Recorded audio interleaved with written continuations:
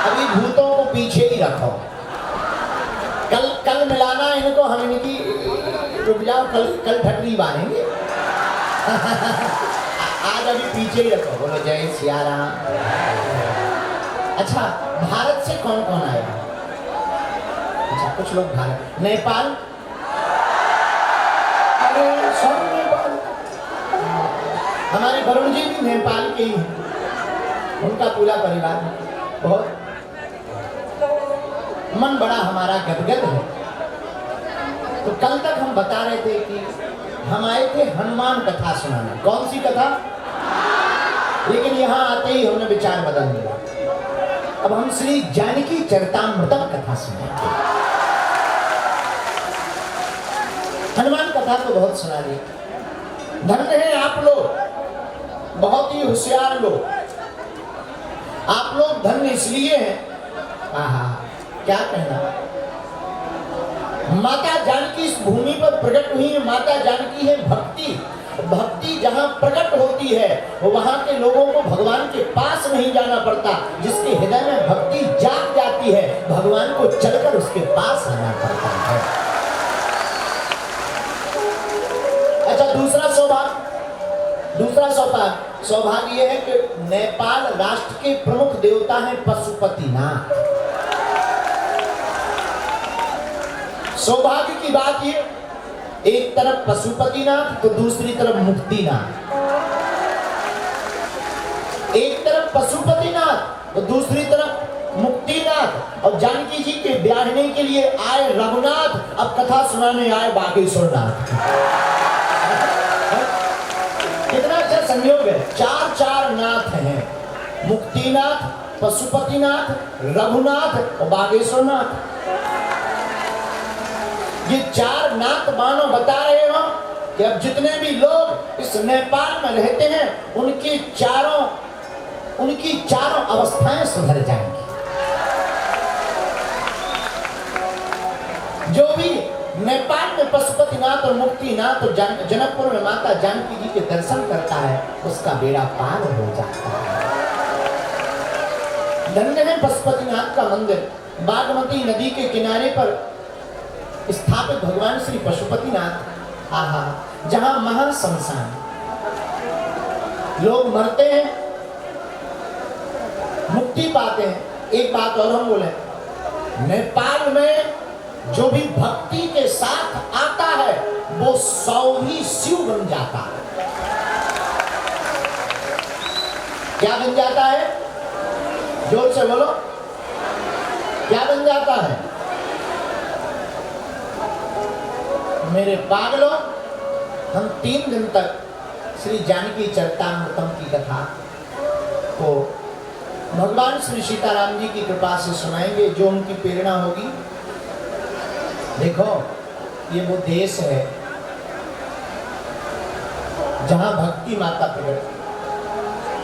यह वो देश है जहां प्रभु श्री राम दूल्हा बनकर आए। यह वो देश है जहां सदियों से सनातन की आग घर घर में लगी हुई है। यह वो देश है जो तीर्थों और मंदिरों के लिए जाना जाता है, और यह वो देश है जहां भक्ति के लिए जाना जाता है। क्यों? माता जानकी भक्ति स्वरूपा है, प्रभु श्री राम भगवान है। भगवान आते कब? जब जब होए धर्म की हानि, बाढ़हि असुर अधम अभिमानी, तब तब धरी प्रभु विविध सरिया, हरि कृपा निधि सज्जन पीरा। भगवान तब पृथ्वी पर आते हैं जब पाप बढ़ जाता है, और पाप के ताप को मिटाने के लिए परमात्मा इस भूमि पर प्रकट होते हैं। लेकिन भगवान के आने के पहले जब संत महात्मा तपस्या करते हैं तो तपस्या बनती है भक्ति, और भक्ति को पाने के लिए ही परमात्मा इस धराधाम पर चले आते हैं।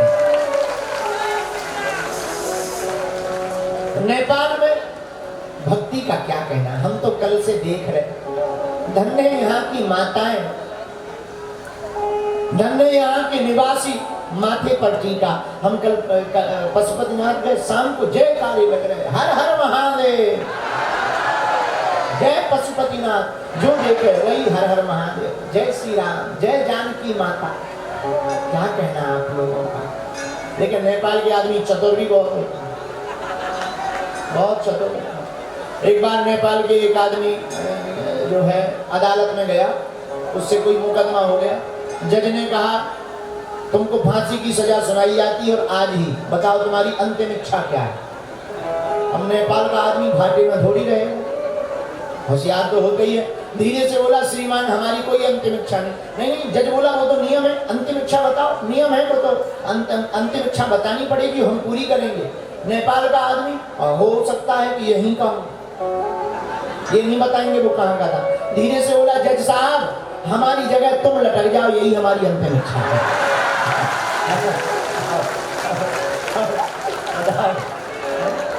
बोलो जय सिया राम।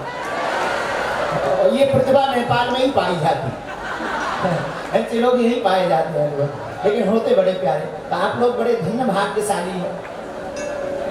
श्री जानकी माता के नगर में रहने का सौभाग्य मिला। देखो भक्ति की उड़ान है, जज्बात की पहचान है,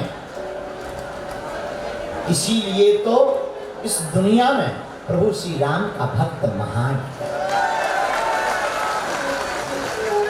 जो भक्ति करता है, भक्ति को हृदय में, देखो भक्ति का मतलब ये नहीं है कि तुमने टीका लगा लिया, तुमने कथा सुन ली, तुमने माला ले ली तो भक्त बन गए। नहीं नहीं, हम लोग भक्ति तो करते हैं, भक्ति करना भी चाहते, पर भक्ति जानते नहीं क्या। हर पल परमात्मा को याद करके प्रभु के सद चरित्र पर चलना ही परमात्मा की भक्ति करते हैं। अच्छा महाराज, भक्ति मिलेगी कैसे? जैसा संग वैसा रंग। आप जैसी संगत करोगे आपकी रंगत वैसी हो जाएगी। अगर संगत तुम संतों की करोगे तो तुम्हारे हृदय में भगवान की भक्ति भर जाएगी। जो जैसा रहता है वो वैसा ही बन जाता है। लोग कहते महाराज भक्ति कहाँ मिलेगी? हम कहते भक्ति खोजने से नहीं मिलेगी, मंदिरों में भी भक्ति नहीं मिलेगी। भक्ति तो हमारे अंदर मन के मंदिर में प्राप्त होगी। पर ये जागेगी कैसे? दिया होता है, दीपक, दीपक एक जलाओ, दूसरा दीपक जलाओ। एक दीपक बहुत देर से जल रहा हो उसे बुझा दो, फिर बुझा दो और उसे फिर जलाना हो तो दिया में माचिस भले ही ना लगाओ, जो दीपक पहले से एक जल रहा उसी जलते हुए दीपक के नजदीक ले जाओ तो आप गौर करना वो दूर से ही अग्नि को पकड़ लेगा दूसरा दीपक। क्यों?